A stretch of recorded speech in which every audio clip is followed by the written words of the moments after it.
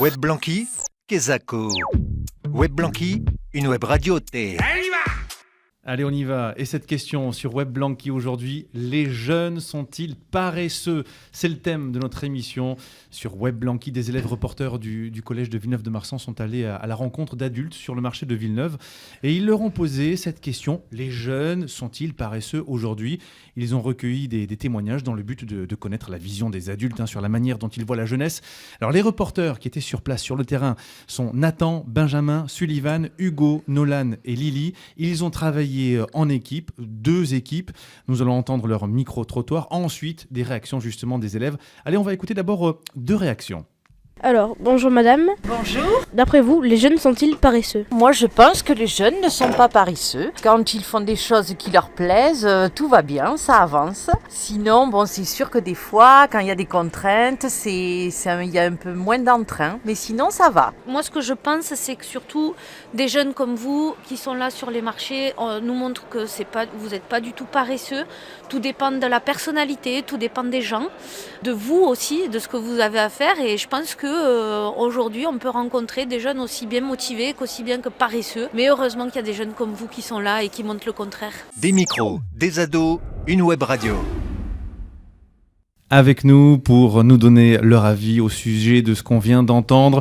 Benjamin, bonjour. Bonjour. Nathan, bonjour. Bonjour. Et Nolan, bonjour. Bonjour. Bon, vous avez fait partie donc de l'équipe de reporters sur place. Pour la première réaction qu'on a entendue, la personne ne trouve pas que les jeunes sont paresseux. Elle précise, quand ils font des choses qui leur plaisent, tout va bien, ça avance. Alors ça veut dire quoi ? Que la paresse arrive uniquement quand on vous demande de faire des choses que vous n'avez pas envie ? Ce sont des contraintes ? Allez, qui veut prendre la parole ? Je veux bien. Nathan. Alors moi, je suis d'accord avec cette dame parce que je pense qu'il y a des personnes mais qui ont envie de rien faire. Ils ont envie d'être devant, je sais pas, être affalés dans le canapé en train de manger des pop-corn devant Marvel. C'est pas un petit peu la caricature que tu nous sors là d'un coup ? Mais il y a des personnes qui vont avoir envie de faire des choses qui sont pas paresseuses entre guillemets. Ce que je veux dire par là, c'est que il y a des choses qui sont bien, par exemple, il y a des personnes qui vont faire du théâtre, il y a des personnes qui vont faire de la musique, il y a des personnes qui vont faire de la danse, il y en a qui vont faire plein de sports différents. Et il y en a, ils vont faire des choses, mais il y a des choses qu'ils auront envie de faire, donc ils vont les faire bien. Et ceux, par exemple, quand leurs parents ils vont leur dire vide le lave-vaisselle, et puis ils vont pas avoir envie. Et du ça, coup, c'est quelque chose que tu comprends, toi, Nathan ? Oui. Ouais. Ça t'arrive aussi de refuser de vider le lave-vaisselle ? Ça peut m'arriver. Ça peut arriver, ouais. Et les devoirs, quand on vous demande de les faire, est-ce que ça fait partie des contraintes ? Est-ce que là, on est dans le domaine de la paresse ou pas ? Moi, je trouve que non. Non, Je sais, moi, pour mon cas personnel, que les devoirs, ça me gêne pas de les faire, mais je n'aime pas m'avancer. Faire mes devoirs en avance. Ah ok, donc c'est plutôt au dernier moment. Oui. C'est ça. Mais est-ce que dans ce cas-là, on peut appeler ça de la paresse ? Je ne sais pas. Bon. Les devoirs, Benjamin ? Non, moi ça va, je suis tout le contraire, moi, de Nolan. J'essaie de m'avancer au max le week-end à la maison pour ensuite profiter de ma famille, profiter des activités que je peux faire par la suite. Mais comme je l'ai dit, je préfère m'avancer dans mes devoirs pour être à jour dans la semaine et faire des devoirs si on en a pour la semaine au collège en études. Alors, on va revenir sur ce qu'on a entendu aussi dans ce premier micro-trottoir. Le second témoignage évoque la personnalité des gens et la personne qui vous a répondu était contente que des jeunes, justement, comme vous, viennent la voir, viennent lui poser des questions. Mais elle précise que l'on peut rencontrer des jeunes paresseux. Est-ce que vous en connaissez, mais vraiment des purs et durs qui sont paresseux, ou franchement pas du tout chez les jeunes ? Pour moi, mon frère, c'est le plus grand exemple que je puisse donner. Je vais donner l'exemple de mon frère, parce que mon frère, quand on lui dit va faire ton lit, c'est comme si que pour lui c'était continue à jouer à ta console ou faire des trucs comme ça. Mon frère, non. Pour moi, c'est un pur paresseux. C'est le pire paresseux que j'ai jamais connu. Carrément. Bon, il y a un règlement de compte là presque sur Web Blanqui. Nathan, dans ton entourage, une personne paresseuse ? Oh non, à part Non. dans les histoires. Ok. L'avis de Nolan là-dessus, Non. dans ton entourage, peut-être que tu connais quelqu'un qui est la caricature du paresseux. Non, je ne connais pas de personne qui passe son temps à ne rien faire. À ne rien faire. Ok. On va continuer avec d'autres avis au sujet des jeunes et de la paresse. On va écouter 2 autres points de vue et ensuite, encore une fois, on va en parler, on va en discuter.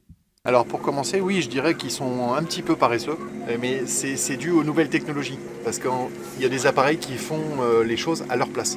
À l'époque, pour faire quelque chose, il fallait qu'ils se déplacent. Maintenant, on peut leur livrer à domicile. Pour moi, c'est ce qui les rend paresseux, c'est le système. Non, pas du tout. Je trouve qu'ils sont très, très coopératifs et dans leur cursus scolaire, ils sont très très très bien pour aider les gens. Et ils ne sont pas paresseux pour les devoirs, pour aider chez la famille. Hein. Des micros, des ados, une web radio. Bon, vous avez bien entendu, vous avez bien écouté. Le premier point de vue trouve les jeunes un petit peu paresseux à cause des nouvelles technologies qui travaillent donc à leur place. Est-ce que vous êtes d'accord avec ça ou pas du tout, Benjamin? Absolument. D'accord. Absolument d'accord. D'accord avec ça? Alors ce pourquoi? monsieur. Parce que, comme il a dit ce monsieur, par exemple, les nouveaux téléphones de dernière génération, ils font tout à la place des gens. C'est-à-dire, avant, par exemple, nos arrière-grands-parents ou nos arrière-arrière-grands-parents, ils faisaient les choses eux-mêmes à la main. Ils prenaient le temps pour le faire, tandis que là, ça prend 2 secondes et à cause des nouvelles technologies, c'est plus rapide. Nathan, ton avis là-dessus? Moi, je suis assez d'accord parce qu'en fait, maintenant, c'est les enfants qui regardent sur Internet quand ils ont besoin de quelque chose. Alors qu'avant, par exemple, c'était les enfants qui regardaient leurs parents et qui, après, en fait, ils connaissaient. Du coup, après, ils pouvaient faire. Alors que là, maintenant, la plupart des gens vont regarder un tuto sur YouTube et puis après vont, entre guillemets, savoir faire. Ouais, mais justement, les nouvelles technologies, elles permettent aussi d'accéder à la culture beaucoup plus simplement, au savoir, à la connaissance. On accède à tout ou presque. Alors, il a parlé aussi des livraisons, on n'a plus besoin de se déplacer. Est-ce que ça, c'est de la paresse en fait? Ou alors, est-ce que c'est une meilleure gestion de notre temps avec des déplacements inutiles à éviter? Moi, je pense que c'est un peu les deux. Parce que y a... un peu la paresse parce que moi j'ai envie de je vais reprendre le canapé plusieurs fois. Ouais. T'aimes bien ça toi apparemment, ouais. Moi je vais rester dans mon canapé, je vais demander à Carrefour qui me livre et comme j'ai pas envie de marcher du coup je vais demander qu'il me livre, voilà. Et c'est aussi autre chose, c'est plusieurs choses à la fois, moi je pense. Nolan, là-dessus, sur cette question de la paresse liée aux livraisons? Je suis tout à fait d'accord avec Nathan. C'est beaucoup plus pratique. Si, imaginons, nous avons quelque chose d'important à faire, c'est beaucoup plus pratique. Alors j'aimerais aussi revenir avec vous sur une expression qui a été utilisée par la première personne qu'on a entendue. Il a dit « à l'époque ». Est-ce que ça vous gêne quand les adultes vous renvoient à leur passé, à la manière dont ils vivaient? Benjamin, peut-être pas trop, non? J'ai l'impression par rapport à ce que tu nous as dit déjà tout à l'heure. Non, parce que on peut les comprendre parce qu'ils nous expliquent... Parce que nous, on ne sait peut-être pas comment c'était avant dans leur génération à eux. Donc ils nous expliquent comment c'était dans leur génération. Et donc pour toi, ça c'est utile? Voilà, c'est peut-être même important? Oui. Alors pourquoi c'est important? Pourquoi, je ne saurais pas le dire, mais je trouve que c'est très utile de savoir le passé des gens, comment ils faisaient à l'époque. Nathan, on continue notre petit tour de table là-dessus sur cette expression « à l'époque ». Est-ce que toi, tu es gêné quand tu as des adultes qui utilisent ça et qui font référence à ce qu'eux ont vécu et qui prennent ça comme référence? Non, parce que ils faisaient des activités. Je pense qu'en fait, ils veulent nous... c'est des personnes, entre guillemets, modèles, où par exemple, il y avait des choses bien. Par exemple, quand ils avaient besoin d'une brouette, bon, j'exagère un peu, ils se créaient leur brouette. Et nous, on pourrait faire la même chose. Mais comme on a Internet, comme on a plein de choses, du coup, c'est beaucoup plus facile et on n'a pas à faire. Nolan? Moi, je rejoins l'avis de Benjamin et de Nathan. Et je sais, et des fois je m'imagine un peu ce que je ferai plus tard, et je sais que, imaginons que j'ai des enfants, je sais que je leur dirai, moi avant je faisais comme ça. Pour toi, c'est Voilà. naturel, en fait. Oui. C'est ça, c'est une histoire de transmission. Oui. Ouais, comme, Voilà. comme un héritage, en fait, quoi, de ce que tu as vécu, et tu peux apporter ton expérience, en fait, aux autres. Ensuite, dans le micro-trottoir, on a entendu un autre homme qui, lui, ne vous trouve pas paresseux, il vous trouve très coopératif. Il dit que les jeunes aident les gens, aident la famille, que les jeunes ne sont pas paresseux pour les devoirs. Alors, est-ce qu'il a totalement raison ou pas, Nathan?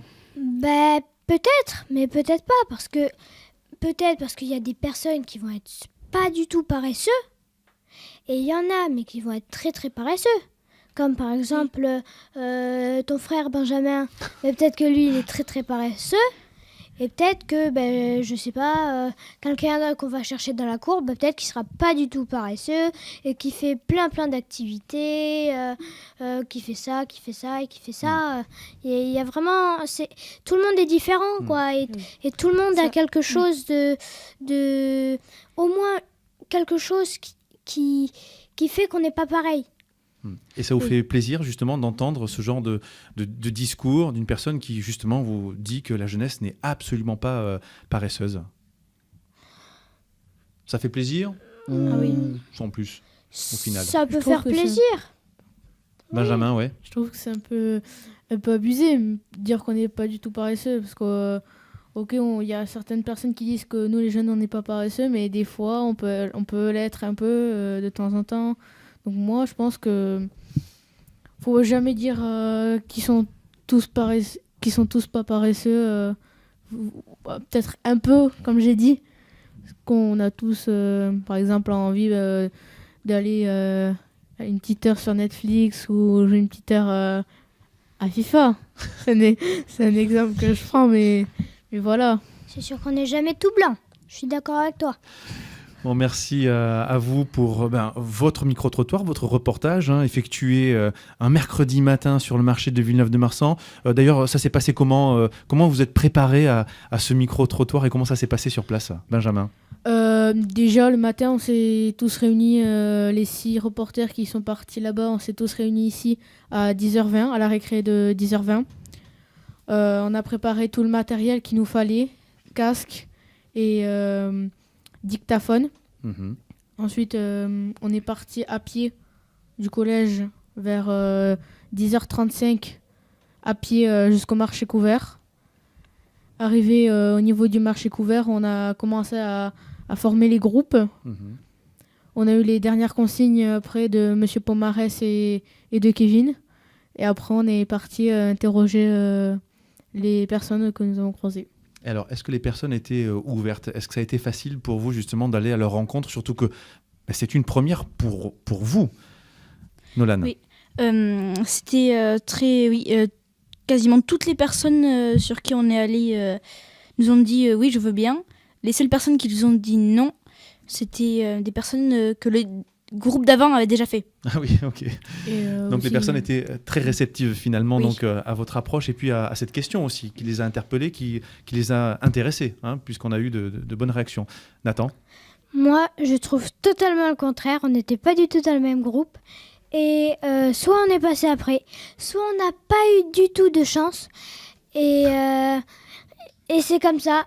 Et des fois, c'est des jours sans, et des fois, c'est des jours avec. Et là, pour nous, c'était pas trop un jour avec. Bon, en tout cas, c'est sympa d'être reporter. Oui. Ouais, c'est bien. Bon, j'espère qu'on aura l'occasion de vous entendre à nouveau sur d'autres sujets et d'autres micro-trottoirs à refaire à Villeneuve-de-Marsan. Bon, merci beaucoup. Je remercie Benjamin, Nathan et Nolan. À bientôt sur Web Blanqui. À bientôt, bonne journée à tous. Notre rôle, vous donner la parole.